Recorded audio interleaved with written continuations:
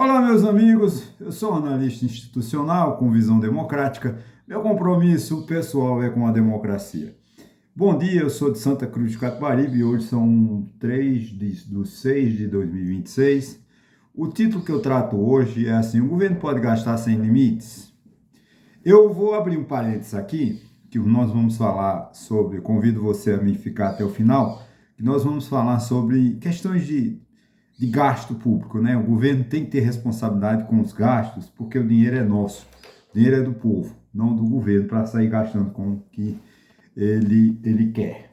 Porém, eu preciso de fazer uma análise que é as notícias do momento, né? A questão da tributação do governo americano, a visita do filho de Jair Bolsonaro a Washington, ao presidente Trump e ao vice-presidente, secretário de Estado, e a questão do PIX. Tudo isso são fundamentais, muito importantes, mas eu não quero ainda comentar sobre isso, porque é uma notícia que, com todo respeito, me causa uma espécie de repugnância, porque o Brasil, um país tão rico, tão lindo, tão maravilhoso, e nossa classe política ela não tem um projeto de governo, é apenas uma fofoca, apenas os ganhos pessoais. Fecha esse parênteses aqui e eu repito mais uma vez, né? O título do meu vídeo de hoje: o governo pode gastar sem limites, né? A história da responsabilidade da inflação no Brasil, né, gente? A gente precisa de ter essa preocupação, né? Quem viveu as décadas de 70, 80 e início de 90, como eu, lembra de um fenômeno estranho, né? O salário chegava hoje e parecia não valer menos amanhã, né? Os preços mudavam constantemente, o dinheiro perdia o valor, tudo por conta da inflação, que parecia uma doença permanente na economia brasileira. Mas por que isso aconteceu ou acontecia? Será que poderia acontecer novamente? Sim, nós temos o meio caminho andado para isso, né? O desenfreamento, o descaso com o dinheiro público, né? Você vê essa questão do Banco Master, quebrar o Banco de Brasília, né? Que iam colocar a conta no povo de Brasília, mas chiaram e agora, mas a gente sabe que o Banco de Brasília está quebrado, tinha que apresentar seu balanço até março, não apresentou, abril não apresentou, maio não apresentou e provavelmente junho não apresentou, e parece que agora tem um acordo entre o governo federal e o governo do Distrito Federal para uma espécie de subsídio, né? O governo federal socorrendo o Banco de Brasília. Nós falamos também, é necessário que a gente entenda, né? Porque a inflação, gente, ela tem um efeito perverso na vida nossa, né? Ela perde o poder de compra. O que é isso? Você ganha um salário mínimo, por exemplo, 90% do povo brasileiro ganha salário mínimo. Mas o salário mínimo só aumenta de ano em ano. E com a inflação, você fica, né, fevereiro, março, abril, sem um reajuste do seu salário, mas os preços aumentam e você não compra as mesmas coisas, os mesmos produtos, todos os meses, de fevereiro a dezembro, vamos dizer assim, com o mesmo valor. Sempre há um aumento. Isso chama-se a perda do poder de compra, né? Então, quem ganha pouco não tem como se livrar dessa inflação.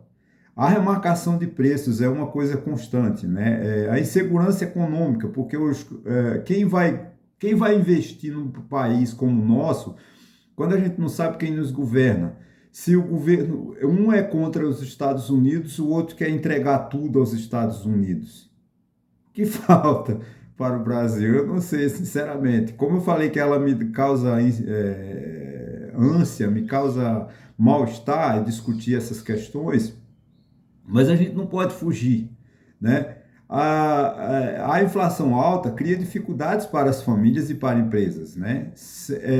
Nós não vamos aqui entrarmos nos aspectos econômicos, até porque eu não sou um economista, mas apenas uma avaliação. Eu me lembro na década de 70, 80, que eu vivi muito bem, boa parte dela já no Rio, porque de 77 em 76 em seguinte eu já estive no Rio de Janeiro, Mas o preço da inflação era uma coisa absurda, né? Depois vem crise do petróleo, vem a busca do Brasil pelo FMI, se socorrer do FMI, tudo por questões de que o governo gastava, e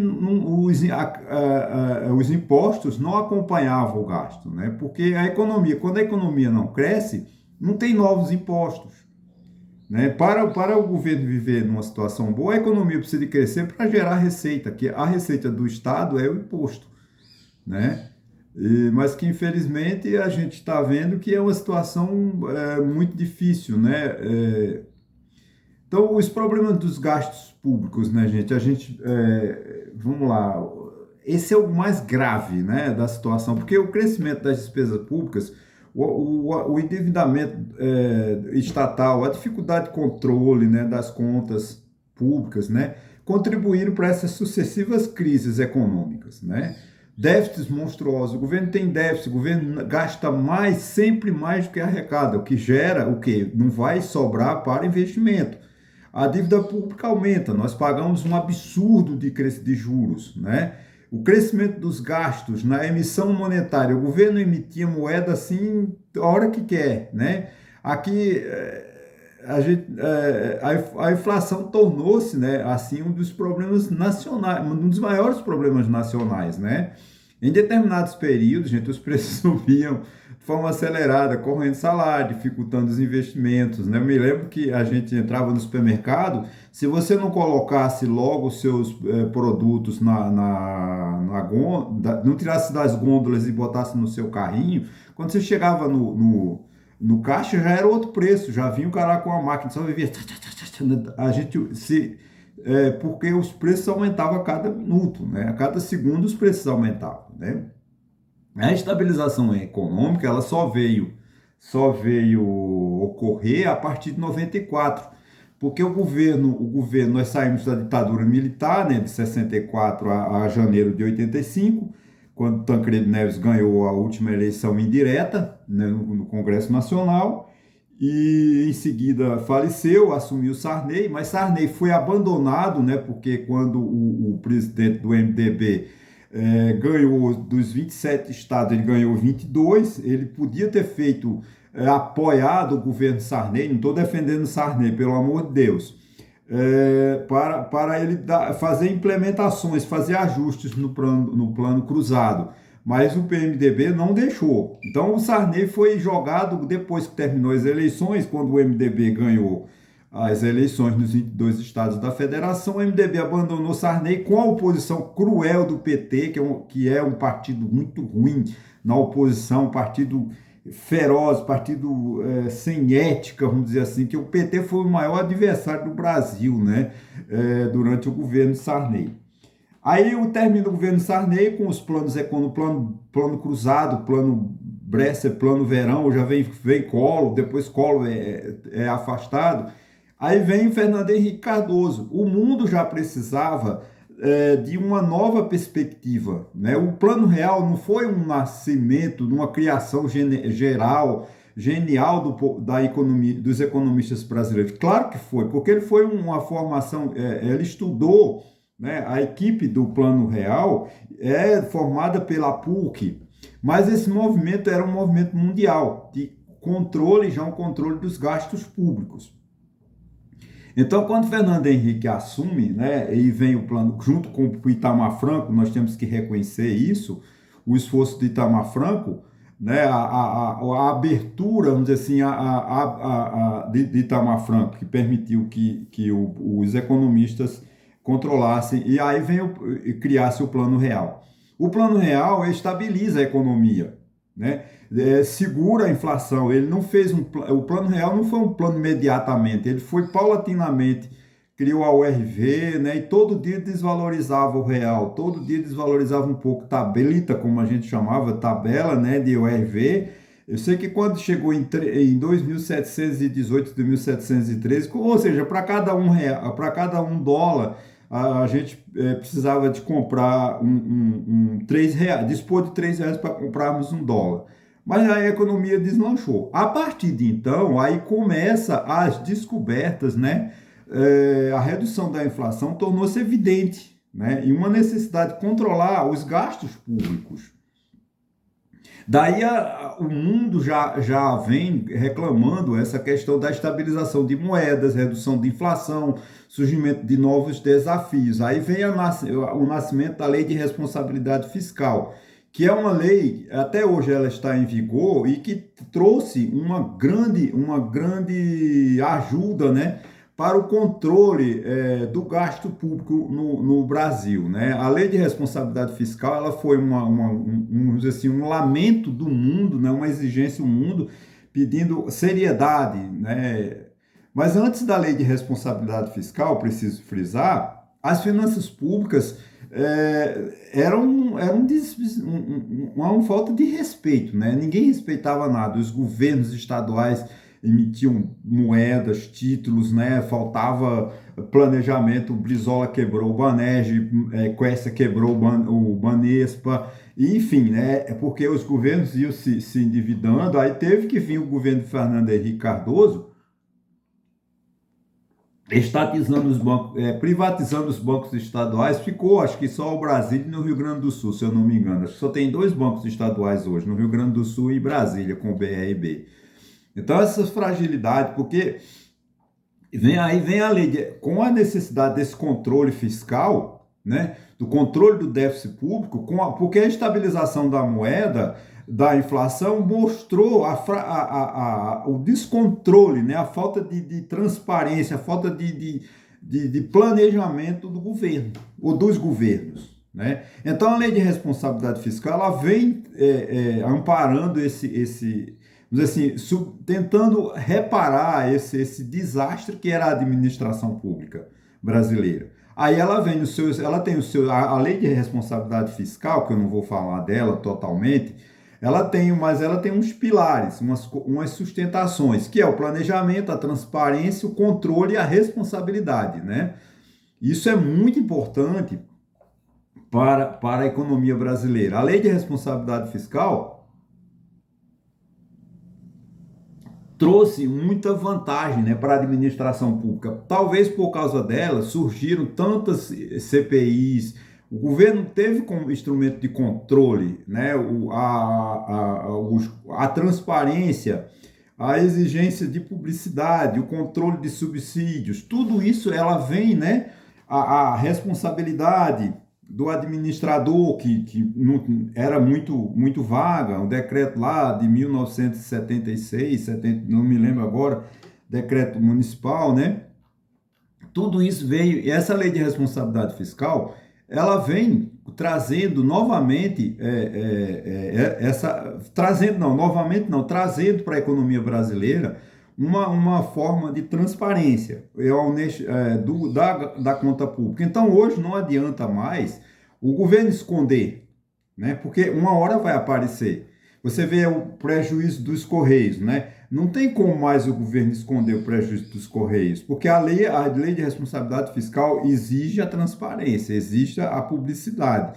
Antigamente não tinha isso. Antigamente as pessoas, o governo escondia as contas, chegava no final do ano, né, quando não tinha informática, era comum você pegar fogo na Secretaria de Fazenda do Estado do Rio de Janeiro, aí incendiava, queimou todos os documentos. Isso era comum, se você for olhar nos jornais, a Secretaria de Fazenda do município tal queimou, porque eles acredito que eles botavam fogo para esconder, que era tudo no papel. Mas agora com a inteligência artificial, com a informatização, que é uma das exigências da lei de responsabilidade fiscal, que se juntam os ministérios, né, tem a sua contabilidade, o Tribunal de Contas faz a contabilidade geral de todos, né, os órgãos, mas cada órgão, cada instituição faz a sua contabilidade, o Tribunal de Contas traz um conjunto e fecha as contas da União, né, os tribunais de contas também dos estados, e os tribunais dos municípios, que eu acho que só 2 municípios que têm tribunal de contas no município, acho que é Rio de Janeiro e São Paulo, se eu não estou equivocado. Mas então essa fiscalização e o povo, né, através da imprensa, a imprensa denuncia, por exemplo, os gastos exagerados, por exemplo, agora a Polícia Civil de São Paulo investigando uma ONG que gastou dinheiro da prefeitura, mas não prestou o serviço. Isso é uma ilegalidade. Antigamente, antes da lei de responsabilidade fiscal, isso ficava encoberto, ninguém sabia. Então, ela resolve, a lei de responsabilidade fiscal resolveu todos os problemas no Brasil? Não, mas ela veio assegurar, dar uma melhor transparência, dar um melhor controle e conseguir, né, que os governos que tenham planejamento, né? Eu acho que essa lei não resolveu os problemas, mas ela tornou mais difícil a irresponsabilidade fiscal. Como eu falei, criou a transparência, ela fortaleceu o controle social, como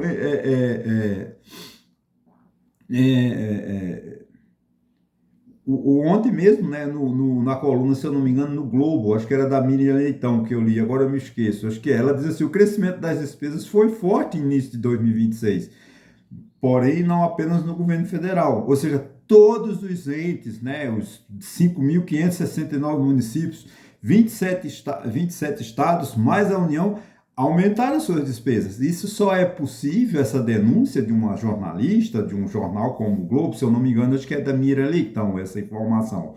Quer dizer que eles, no ano de eleições, claro que eles já estão, né, ampliando as despesas, né?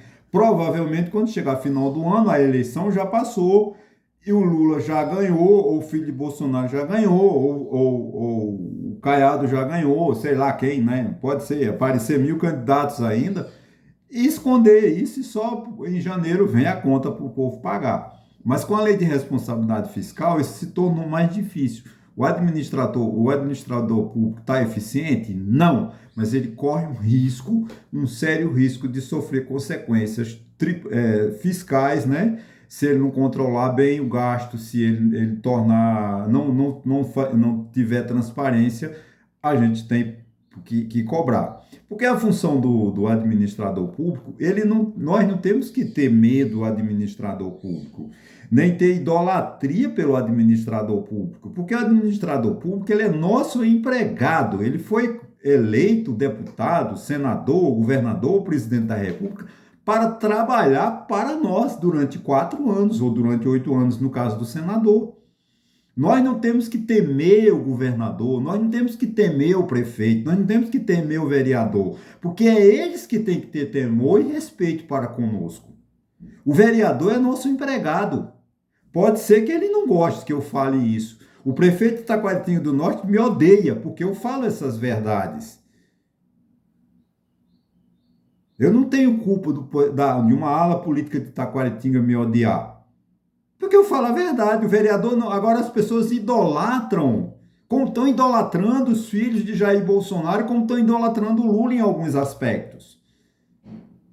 Eu sou fã de Lula, Lula é um carismático, acho que é o último populista da história brasileira, não nascerá outro, vai levar muito tempo para nascer um Lula de novo, talvez nós tivemos Getúlio em 30, né, que foi um ditador e tal, o Lula também viveu outra história política, é um populista que nem Getúlio Vargas, mas eu acho que Lula ainda está melhor do que Getúlio Vargas quando se trata de populismo. Populista como Carlos Lacerda, como nós temos, mas eu acho que Lula é o último, porque eu não sei qual é o futuro da política brasileira. Mas nós não podemos idolatrá-lo. Nós não podemos colocá-lo no altar e rezar para pneu. Porque ele está lá empregado. Ele está lá para cumprir a lei de responsabilidade fiscal, que tem os seus pilares. Né? Vou até voltar aqui. Onde é que tem os pilares? Ah, sim. Aqui, onde tem, né? A transparência, o planejamento, a responsabilidade fiscal. Gente, você vê como o nosso país está errado. Eu não tenho esqueci o nome. Meu Deus, está no artigo 100 da Constituição, precatórios, lembrei, os precatórios. O precatório, era obrigação do governo, do município, do estado, da federação, perdeu a ação, pagar imediatamente. Porque, veja bem, o caso do precatório é uma falta de respeito ao cidadão. Porque o governo cobra mal, o governo perde a ação no Poder Judiciário, o Poder Judiciário diz, governo, você está errado, indenize, pague, devolva. E o governo não paga. Nem os municípios, nem os estados, nem a União. O governo tem bilhões de reais do povo que não paga porque não quer, por irresponsabilidade. Aí fica salvando o BRB. Quantos bi... Olha, veja bem, porque... mas não é o governo federal que deu, que emprestou ao BRB dinheiro para ele se salvar. Foi o Banco do Brasil, foi a Caixa Econômica, mas com o aval da União. Se o governo do Distrito Federal não pagar esta conta, quem paga somos nós. Porque a União é avalista. Isso chama subsídios indiretos. Esta conta dos Correios, o governo emprestou, não foi o governo, foram os bancos privados que emprestaram 12 bilhões de reais para os Correios para ter um prejuízo dobro, ou mais que o dobro, no primeiro trimestre. Os Correios perderam a sua essência, eles não têm mais função, eles têm que fechar as portas. O governo, mas não foi o governo, foi sim, porque se o Correio não paga, você acha que um Correio, uma empresa que tem um prejuízo de 3 bilhões de reais vai pagar 12 bilhões? Quem vai pagar essa conta somos nós.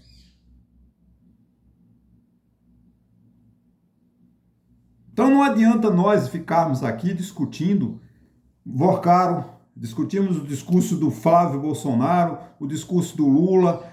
Claro que a soberania, gente, ela está sendo agredida. O governo americano está agredindo a soberania brasileira. Quem é a favor de Trump nesse momento é traidor da pátria. Não é à toa que quem está traindo a pátria lá é um filho de Jair Bolsonaro, o Eduardo Bolsonaro. E o Flávio foi para lá também conversar. Não é muito estranho, o cara vai e conversa... 3 dias depois, uma taxação de 25%. Mas isso não é o nosso país, gente. Nosso país é mais sério, nosso país é maior. Nós precisamos de políticos que pensem o país para reduzir a fome, reduzir a falta de saúde, a falta de saneamento básico, a falta de moradia.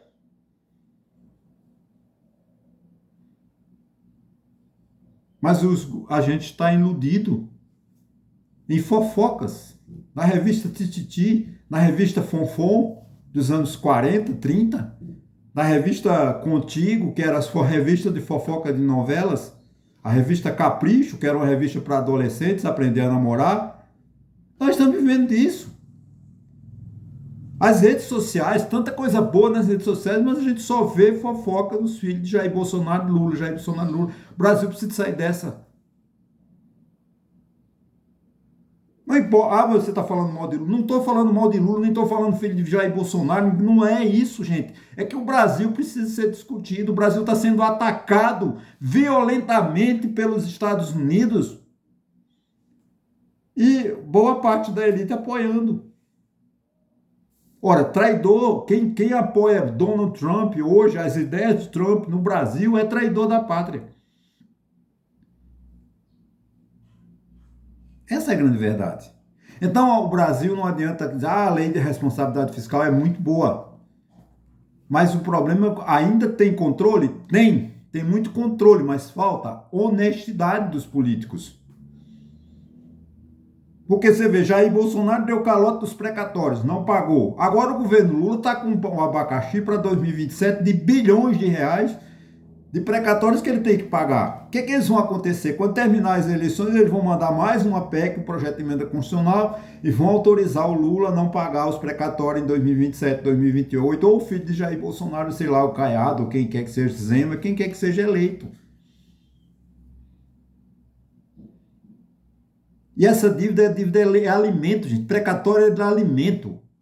Quando o governo não paga precatório, ele está fechando a geladeira do povo brasileiro. Está tirando comida da boca de crianças. Porque precatório é alimentos. É direito fundamental do ser humano. E o governo deve bilhões, sabe que deve, mas não paga.